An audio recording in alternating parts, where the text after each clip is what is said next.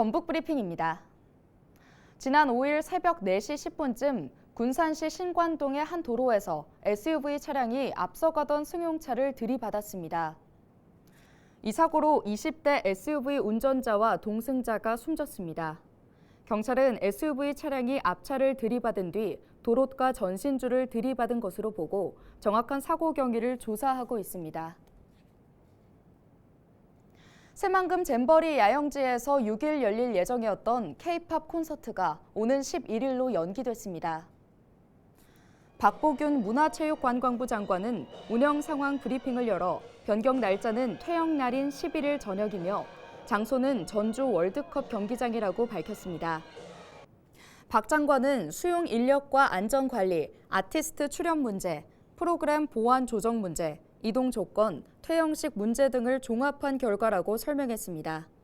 이번 일정 변경에 따라 콘서트 출연진과 프로축구 일정 변경이 불가피해지면서 논란도 뒤따르고 있습니다.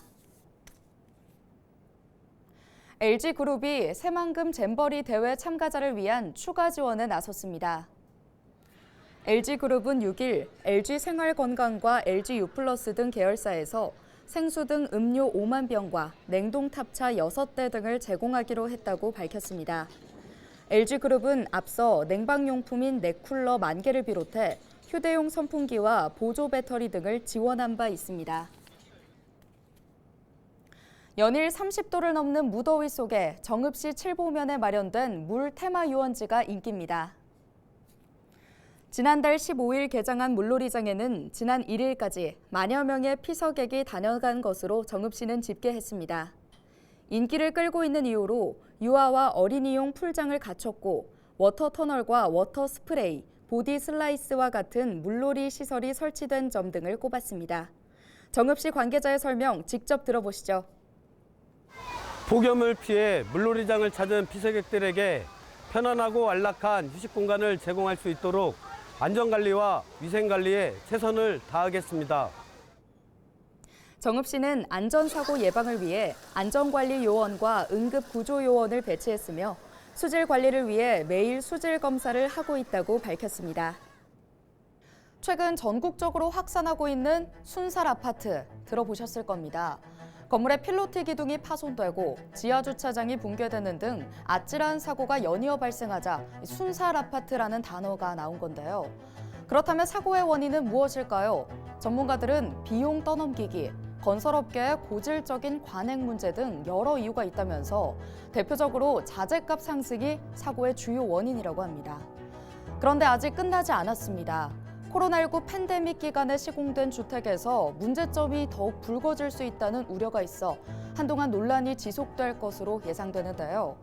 이에 윤석열 대통령은 국무회의에서 관계기관은 무량판 공법으로 시공한 우리나라 모든 아파트 지하 주차장에 대해 전수조사를 추진하길 바란다고 말했습니다. 우리말에 앞사람의 실패를 되풀이하지 않는다는 뜻을 가진 부답복철이 있습니다. 추가 피해를 막기 위해서는 부답복철의 자세로 즉시 안전 보강 조치를 시행하고 입주민들과 협의해 필요한 부분은 빠르게 보강하는 모습이 필요해 보입니다.